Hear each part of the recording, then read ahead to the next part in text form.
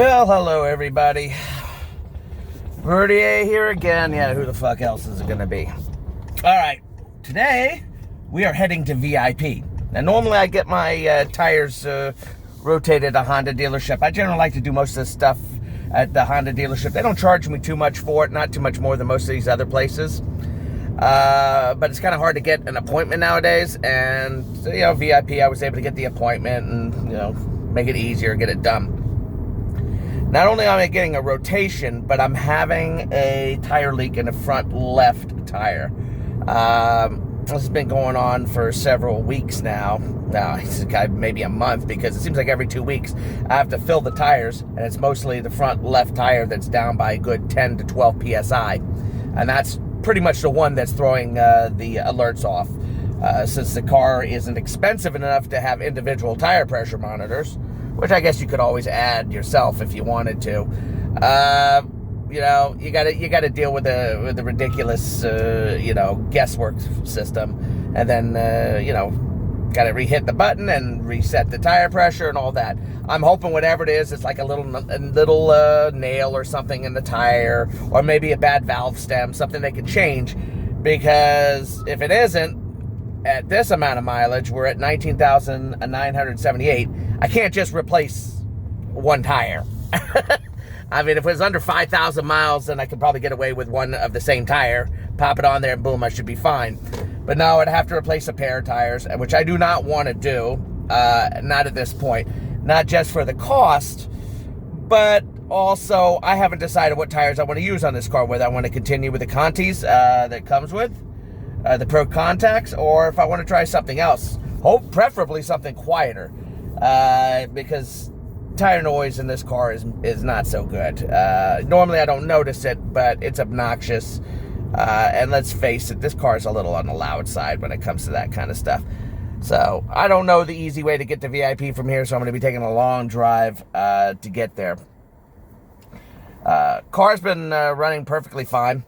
Averaging about 52.7 miles to the gallon right now. This is a newer tank, so it's still way too early to get an actual gas mileage. It's about 71 degrees out, so it's nice and warm out.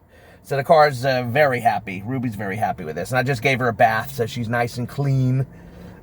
She's relatively happy about that. At least she hasn't given me any shit yet. As I said, everything else has been running fine. Something I did want to mention concerning the water bottle trick with the steering, and I'll probably say this in other videos because people may not pick it up on this one. One of the problems I have with the water bottle trick, and you stick it in the steering wheel bottom right-hand corner. I've tried the left, but I get a lot more alerts. Put my hands back onto the steering wheel. Problem I'm running into is on certain turns, it doesn't handle the turns as much as it really should. And the real reason, like for instance, mostly taking lefts, going in left turns. Turns that it should be able to handle, it doesn't. It tends to not handle like it should. And there's a very simple reason for this, is because the actual bottle adds weight to that area of the steering wheel and movement.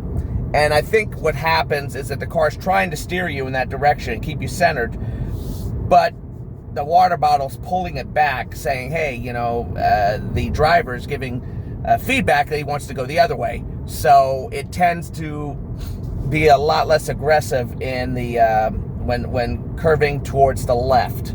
So I end up missing a lot of those turns. I'm trying to figure out a better solution. You used to be able to use potato chip clips on these old systems. I'm pretty sure it ain't going to work on this car because you have to have some kind of counterweight response, as far as I could tell, on this car. You can't just freaking put potato chips where it just makes it think that somebody's gripping onto the steering wheel. Of course, I'll give it a try. I figured maybe if I could find some counterweight that I could do. So if anyone could figure out an idea that actually works, we can hook on the steering wheel maybe evenly to the left and the right, that isn't overtly intrusive. The bottle's a bit intrusive, but it's okay on the highway. But something that will fool the system into releasing, into not bitching about your hands not being on the steering wheel, which is the biggest problem. And that will give that counterweight and will work without using a freaking bottle that throws the system off and keeps it from being able to do the turns fully. I'd really like to hear it, guys. Anyone have any ideas? Anyone got something they're using that'll work like that, that as far as they can tell won't cause any troubles? Please let me know. I don't have the time right now to really figure it out myself. And let's be honest, I'm an idiot. So I'm never going to figure it out anyway. The whole water bottle was my idea. I mean, I've heard this in the past, and I just never tried it. So here we are at VIP. The people who I guess will do, God knows what they'll do to my car. They better be good to my Ruby. I'll be very angry if they're not. And we'll see what they have to say. 6 minutes early, and it looks like their bay is full, which is not a good sign. I'm not looking forward to sitting here for a long time in a face mask. So we're going to stop the video here, and we're going to go on, and we're going to get inside, and we're going to see what VIP has to say. Ready, out. Well, guys, I got to take my face mask off. This stupid face mask shit's getting annoying. Oh, boys. Got the tires rotated, 20 bucks for the rotation, 20 bucks for the flat repair. Turns out I had some kind of weird staple thing in my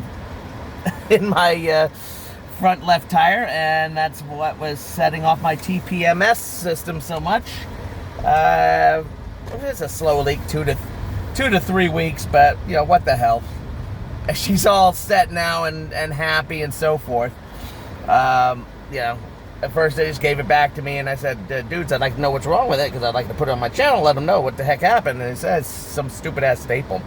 I asked them if they liked the horn. I heard them honk the horn. They went, holy crap, that thing's loud. And I said, yep, I put a European air horn. I'm sick and tired of those little toot-toot little Honda horns. So they got a kick out of the horn, actually. They said it was pretty good. It was pretty cool. So at least I got one positive comment. One person said they didn't like. They thought the horn I had was embarrassing. And they like, I think, a Toyota Camry horn or something like that. I don't know what a Toyota Camry horn sounds like. Tastes like. Come on, dude, wake up. Oh my God. Either way, she's all fixed. I don't know if $20 for a flat repair is a good price or a bad price. I assume it's perfectly fine. It's certainly better than a new tire. $20 rotation, I guess that's pretty much par for the course for a rotation. So, you know, I have no real complaints on that. Car's a little dirty getting out of there. That kind of annoyed me a little. There's all sorts of weird shit on it. I don't know if this like tire shit from meteor shit from other tires that they're chopping up or something, but whatever. I mean, come on. I mean, I pay monthly for my car washes, so the car I can go through as many times. In fact, I can go back there later today if I really want to. But I think I'm gonna try to do the oil change today. So this will be my first oil change ever. And oh my God, I forgot to get towels. Ugh, I'm gonna have to use. Well, whatever. I'll just have to use what I have to use, and such is life, and we'll go from there. But at 82 degrees, it's up to 82 degrees out there. Things are going pretty well with Ruby. Yeah, shut up, I see it. Oh my God. Why does the braking system never go off when I'm approaching stopped cars at a freaking red light when on cruise control? Oh my God, this car is so obnoxious sometimes. Honda's really, I hope Honda decides to pay a little bit more for a better Bosch system in their next run of these cars, because to be perfectly frank, the Bosch system in this car is mediocre. I mean, it works, but you know, anything not moving, you're totally screwed in this car if you're in cruise control, so you got to be really careful. Well, there's really not much else to say. I mean, how long can a freaking stupid video be on a tire rotation and a flat repair? I mean, come on, guys. I mean, I'm stretching if I'm really trying to get something out of that, right? But I'm almost home. I think I got to pull out Big Blue just in case I have trouble with the oil change on Ruby, assuming I do it. I'm feeling kind of lazy. But just in case I have a problem with the oil change, that way I can take Big Blue out to grab something, whatever else I need. I got my adapters for my ratchet set, needs 17 millimeter, so I don't have 17 millimeter, I have a 1/4 inch like a moron. I got a 1/4 inch, I should have got a 3/8 inch ratchet. Alright, I'm just babbling like a total moron. So we're going to call it the end of the day today, and Verdier out, and I hope the video at least taught you a lesson. Don't run over fucking staples. Take care, guys.